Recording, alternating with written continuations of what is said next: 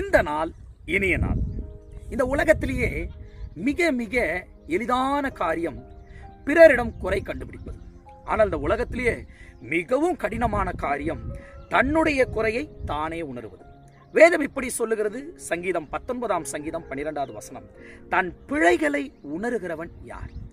இந்த வார்த்தையை கேட்கிற அன்பான தேவ பிள்ளைகளே, இன்றைக்கு என் ஆசீர்வாதத்திற்கு தடை யார்?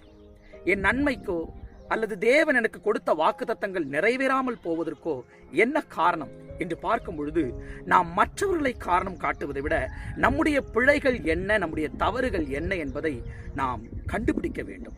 ஆனால் அதை விட்டுட்டு இன்னைக்கு நிறைய பேர் செய்கிற காரியம், மற்றவங்களை பார்க்கும் பொழுது அவங்க கிட்ட இருக்கிற குறையே கண்டுபிடிக்கிறாங்க.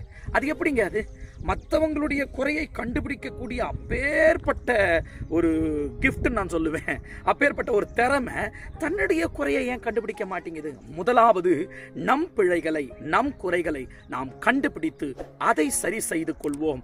நிச்சயம் நம்முடைய வாழ்க்கை இந்த நாள் மாத்திரமல்ல, இனி வருகிற எல்லா நாளும் இனிய நாளாகவே இருக்கும்.